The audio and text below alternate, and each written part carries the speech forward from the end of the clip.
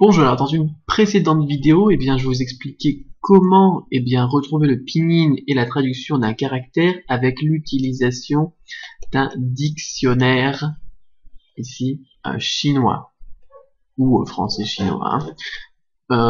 Aujourd'hui, je voudrais vous montrer une autre astuce pour pouvoir trouver la prononciation d'un caractère, le pinyin d'un caractère, facilement. Alors, on a plusieurs outils qui sont à notre disposition. Je voudrais par exemple vous parler des ordinateurs, ordi, PC, Mac, sur lesquels on peut avoir des outils comme par exemple une souris, je suppose que c'est le cas pour tout le monde, ou bien alors une tablette graphique, c'est encore mieux.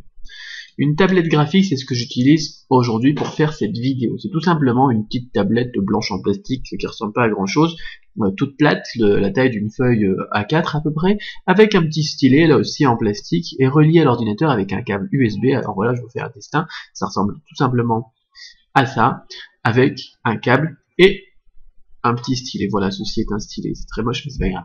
C'est très pratique là aussi pour dessiner ou écrire sur l'ordinateur. Et je vous expliquerai après pourquoi est-ce que moi je trouve que c'est très très utile. Ensuite, vous avez aussi d'autres outils à votre disposition qui sont, comment ça s'appelle, tout ce qui est smartphone ou les smart trucs en général, quoi. Par exemple, un iPad ou une tablette PC Android ou Windows 8 ou n'importe quoi, ou tout simplement, un smartphone. Voilà, ceci est un téléphone. Ouais, ça ressemble pas à grand chose, mais on disait que c'était un téléphone. Voilà. Et sur ça aussi, on va pouvoir faire ce que je propose aujourd'hui. C'est tout bête en fait comme principe, mais c'est quelque chose auquel on devrait penser plus souvent. Alors je fais un petit peu de place là-dessus. Donc sur l'ordinateur, qu'est-ce qu'on peut utiliser? On peut utiliser par exemple les méthodes de saisie. On peut écrire en chinois, en caractère, et la méthode de saisie, comme par exemple Sogo, elle va nous donner le pinyin d'un caractère. Voilà, par exemple, vous mettez ça, et puis il va vous dire, tiens, ça, c'est le mot caractère, et ça s'écrit comme ceci. Après, à partir de ça, vous pouvez tout simplement taper, le caractère en pinyin la prochaine fois, ou bien alors aller rechercher ce caractère dans le dictionnaire, soit vous passez par cette étape-là et ensuite vous l'utilisez en pinyin pour aller rechercher dans le dico, soit vous l'écrivez tout simplement à la main et ensuite vous allez rechercher dans le dico qui sera bien sûr un dico sur l'ordi ou en ligne. Donc là c'est très pratique, encore une fois on fait des économies de papier et de trucs lourds dans le sac, il suffit d'avoir son PC, son portable ou n'importe quoi, et puis on peut retrouver le pinyin d'un caractère facilement. Donc on va pouvoir utiliser ça. Alors pour tracer les caractères sur Sogo, là vous avez besoin soit de ce que je vous disais, d'une souris, soit d'une tablette. Alors moi j'aime bien la tablette tout simplement parce que la tablette ça me permet d'écrire plus facilement qu'avec une souris. C'est beaucoup plus facile, vous voyez, d'écrire comme ça parce qu'on tient ça comme un stylo qu'avec une souris. Si je prends ma souris, ça va faire, surtout sur l'ordinateur portable, ça va faire quelque chose comme ça. Là on va le faire en direct. Voilà. C'est quelque chose de plus lent et pas forcément aussi esthétique d'ailleurs pour faire de la vidéo ou bien tout simplement pour rechercher des trucs. Et le temps c'est important lorsque l'on veut bien étudier, d'optimiser toujours son temps. Alors par exemple, on va faire un exemple. Tiens, je vais voir si je peux trouver un traitement de texte dans ce programme là. Alors est-ce que j'ai du texte là-dedans? On va faire ça simplement, hop, on va prendre ça, je mets mon clavier en chinois en faisant Alt majuscule, et puis alors là je peux par exemple taper n'importe quoi, par exemple, donc on va écrire n'importe quoi, voilà, et supposons que je ne connaissais pas ce caractère-ci et que je l'avais déjà vu par écrit, ou supposons que je suis en train de lire quelque chose et que je vois ce caractère-ci, comment est-ce que je vais faire pour soit le taper, soit le rechercher dans un dictionnaire? C'est donc la question qu'on se pose aujourd'hui. Je vais vous montrer tout simplement comment est-ce que je fais avec la méthode d'entrée ici. Alors on va mettre ça en plus gros, voilà. Alors ce caractère-là, comment est-ce que je vais le taper? Tout simplement je vais prendre mes outils ici dans ici ma barre de trucs là pour taper le chinois, la Sogo, dont j'avais fait une autre vidéo d'ailleurs. Je vais prendre cet outil, écriture manuelle, et là soit je vais prendre ma souris, soit je vais prendre ma tablette graphique et regardez, je vais taper là, regardez par exemple ce caractère là, et il me dit ce caractère là c'est nion là tout de suite, ou bien alors en l'occurrence Alors là, l'ordre des traits, ça restera important pour peut-être, mais bon, on va voir si on fait un peu n'importe quoi. Bon, je fais pas trop n'importe quoi, mais quand même, voilà. Eh bien, on le retrouve quand même. Donc ça va, l'ordre des traits, ça restera pas super important. Ça serait intéressant, tiens, de voir si on fait complètement tout dans le désordre, si ça marche quand même. Voilà, supposons que je commence par ici, qu'ensuite je pars par là, et qu'ensuite je pars ici. On peut le retrouver quand même. Bon, là, c'est le troisième, vous voyez. Bon, on peut le retrouver quand même, ça va. Et donc là, on sait que ça, c'est Tao. C'était écrit, donc, juste à l'instant, bien sûr. Hop là, supposons, voilà, je fais n'importe quoi. On peut le retrouver quand même en le faisant très lié, d'ailleurs, en allant vite. C'est pas mal, ce petit logiciel Sogo. Je l'utilise pas très souvent, j'utilise souvent le téléphone portable. Je vous expliquerai ça juste après. Donc, Tao, C-A-O, deuxième ton sur le A. Et voilà, ça m'a permis donc de retrouver le pinyin du caractère, et ça me permet aussi de le taper sur l'ordinateur si jamais j'ai des difficultés et que je retrouve pas les pinyins, que je me souviens que de l'écriture du caractère, ça arrive aussi. Ou bien alors, enfin bon, ça a plein d'utilités comme ça, et ensuite on fait copier, et puis on va dans un dictionnaire en ligne, et puis on retrouve la signification.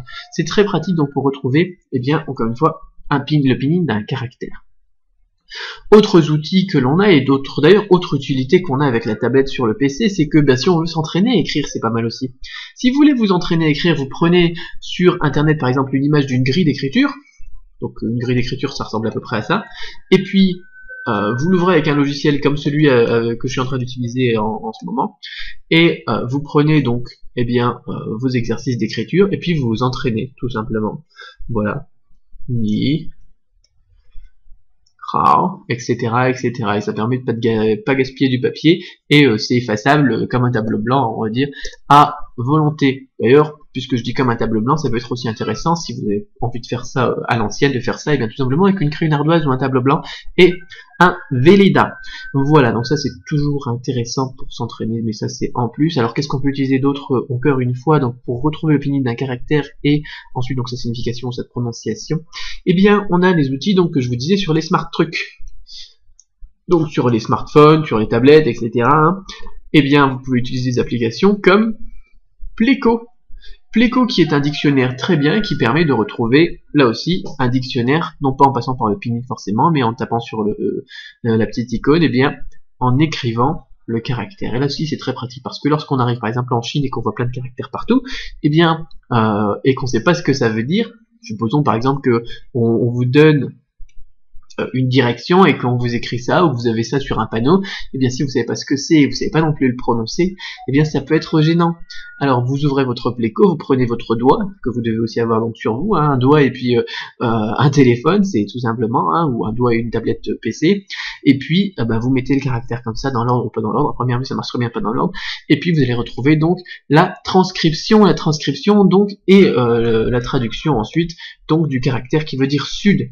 Et effectivement, si on ne sait pas, par exemple, le sud, nord, est, ouest, ça peut être gênant pour se diriger, ça peut tout changer. Donc, très très bien aussi là pour retrouver le pinyin d'un caractère. Pour s'entraîner, c'est un petit peu plus difficile pour s'entraîner à écrire. L'avantage d'une tablette graphique sur un ordinateur, c'est que c'est comme un stylo. C'est un stylet en fait, et c'est comme on tient comme un stylo, on écrit comme sur une feuille de papier. Ça permet de travailler la mémoire mécanique. Donc c'est pour ça que je recommande beaucoup la tablette graphique. Tablette graphique, en France on a beaucoup la marque Wacom, que je vous recommande, je vous mettrai un lien en dessous de la vidéo si vous voulez acheter ça sur Amazon, on en a des vraiment pas chers, une cinquantaine d'euros, et c'est un outil qui est vraiment génial, comme vous pouvez le voir, hein, par exemple ça permet de faire ce genre de vidéo avec simplement un logiciel de dessin gratuit, et puis la chose quoi. Donc pour la pratique du chinois, je trouve que c'est vraiment très très très utile. Voilà ce que je voulais vous dire aujourd'hui, donc c'était vraiment une autre astuce tout simplement pour retrouver le pinyin d'un caractère. Ça peut être vraiment pratique parce que se balader avec un gros dico tout le temps, c'est pas pratique. Donc utilisez tous les outils que vous avez à votre disposition, et l'avantage c'est qu'avec la technologie qui évolue, on en a de plus en plus. Donc tablette graphique et tablette PC ou smartphone donc pour procéder. Voilà, c'est tout ce que j'avais à vous dire aujourd'hui, mais je voulais vraiment donc faire un petit plus, et puis très important, utile aussi par exemple si vous utilisez Skritter, dont j'avais aussi fait une autre vidéo, et je vous mettrai le lien juste en dessous de la vidéo, ça c'est une flèche vers le bas, hein, vous regardez juste en dessous de la vidéo ici, et qui permet là aussi de travailler son écriture et la mémorisation des caractères en ligne. Et donc soit on a ça sur iPhone, et tout le monde n'a pas un iPhone, soit on a ça sur PC. Et sur PC, c'est pas très pratique avec la souris. Comme je vous ai montré tout à l'heure, c'est moche, et ça fait pas travailler la mémoire mécanique comme si on avait un stylo dans les mains. Alors que si on a Scritter, qui est pas cher d'ailleurs, je crois c'est dans les 10 $ ou quelque chose comme ça par mois, ou un truc comme ça, plus la tablette graphique, eh bien ça coûtera moins cher que d'acheter un iPhone pour, pour utiliser Scritter, et en plus ça sera plus efficace pour la mémorisation. Donc mémoire mécanique, encore une fois. Voilà, donc je voulais insister là-dessus, si vous pouvez pas donc travailler à l'écrit ou vous voulez pas gaspiller du papier, vous pouvez donc procéder de la sorte. Et puis toujours amusant, ça fait classe d'avoir une tablette graphique aussi. Allez, à très bientôt pour une autre vidéo. Prochaine fois, je vous parlerai peut-être de la douane, tiens, puisque j'ai un colis qui vient d'arriver, je vous parlerai donc moins de chinois, mais plus de culture. Enfin, de vie quotidienne en tout cas. Parce qu'on m'a posé la question, enfin bon, j'arrête de parler maintenant, je parle trop. Allez, à la prochaine.